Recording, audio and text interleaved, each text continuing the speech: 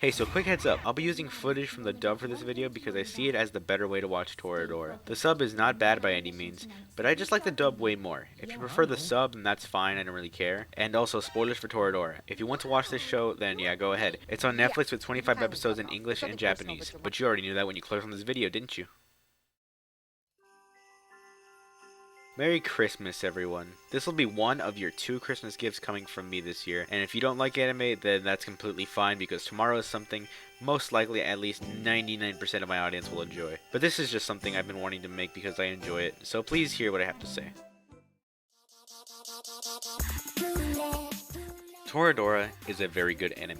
In fact, not just a good anime, it's honestly just a really good show in general, at least in my opinion. Some of these episodes are some of the most fun times I've ever had watching an anime, and some of the saddest. It is such a good show, and I gave it a 99 on my Annie list. It still doesn't hold up to my favorite anime of all time though, being Kaguya-sama Love is War. I mean, look at my desktop wallpaper. I'll probably talk about that show in a completely different video, but for now, it's about Toradora. There is one particular episode that most Toradora fans will definitely remember, and the one we will be discussing here.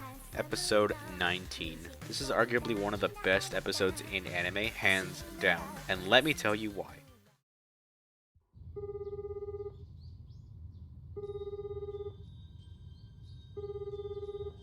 The episode opens with Ryuji calling Minori. He asks if she could go to the party until being interrupted by Taiga asking for him to open the window and just throwing a huge box at him. Friendship at its finest. Then we're met with a silky love intro, which is just, why did they change it? Bude Baradu was such an iconic OP and still one of the best anime intros I've ever heard. I get animes usually change their intros after like the 12th episode, but still I really wish they stuck with the old intro. Silky Love is still a fine intro, I guess. Taiga and Ryuji are getting ready for the Christmas party. Ryuji's job is to find Minori at the Christmas party and to finally confess his love to her, which is why he called her earlier in the episode.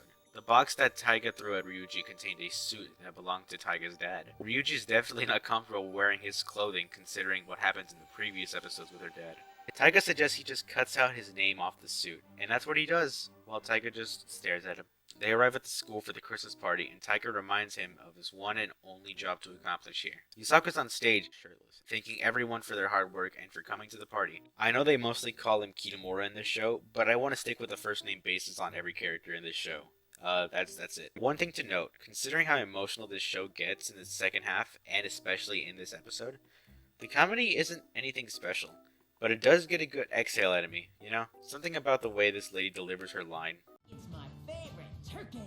Actually, it's chicken. Got a little out of me. The voice acting isn't bad. If anything, she nails the line in the comedic aspect. That's really all I had to say.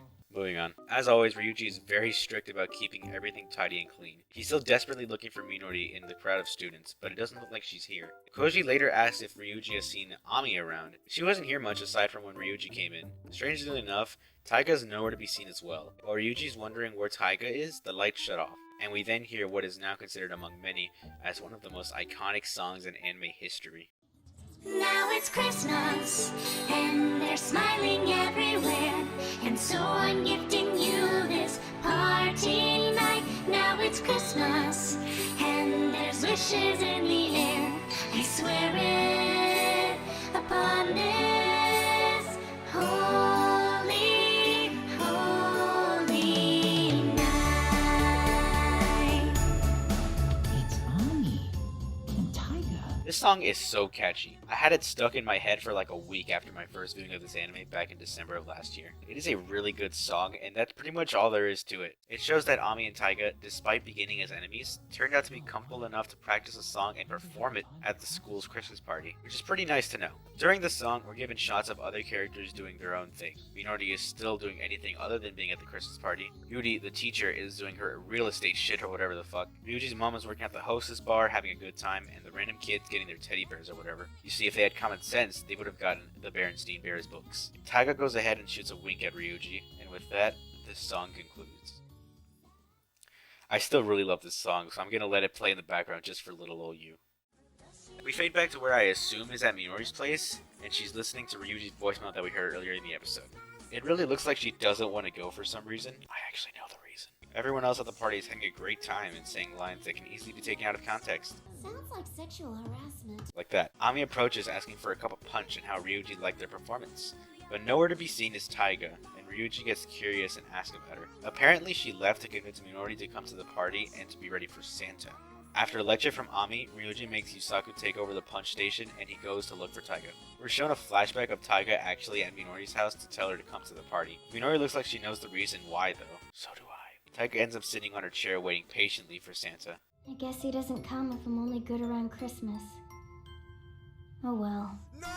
It's not like he's real anyway. We're then shown to what I think is a short dream sequence of Taiga looking out the window to see Santa at her window, and her quickly waking up to realize the banging is coming from outside her actual bedroom window. She goes in with some defense and opens the curtains to reveal someone in a bear-like suit. Santa Claus? No, Taiga, it's his brother Bear. She drags Santa's 260-pound ass into the house somehow, and she shows him the very awesome Christmas tree she has. How wonderful. They share some cute moments up until it is revealed that to nobody's surprise, Santa was Ryuji. He traded his suit for the bear suit at the worst possible time because Minori was apparently heading to the party, but he's worried about leaving Taiga alone, so as any Taiga would do, she forcefully drags him out. Ryuji's ready to get to the party and confesses to Minori, and Taiga strolls right back into her apartment. She notices that he forgot his scarf when they fell down on the floor. She picks it up and unknowingly starts crying, all of a sudden realizing that while Ryuji was trying to help her get with Yusaku, and her trying to help Ryuji get with Minori, she liked Ryuji the whole time. She can't take the thought that Ryuji will end up being with her best friend Minori and runs out as fast as she can to catch up with him. And fails. He's gone, and she has a breakdown on the floor. And guess who catches her? This is quite the predicament. Minori ends up finding Ryuji on the way. She quickly interrupts Ryuji, knowing what he's going to say, and speaks about her conversation with him about UFOs and ghosts from some episode earlier, I don't remember. For those uninformed, when Minori was speaking about ghosts, the ghost referred to love, and she believed that one day she'll be able to find a ghost. Eventually, she doubts that the concept of ghosts exists. At least that's what this post on Reddit told me. She just rejected him. My man has been shot down. He needs a medic. That is the episode. Definitely one of my favorite episodes in all of anime, and one of my favorite shows or anime I've ever seen just in general. The entire show is about just as good as this episode was, so please, please give it a watch.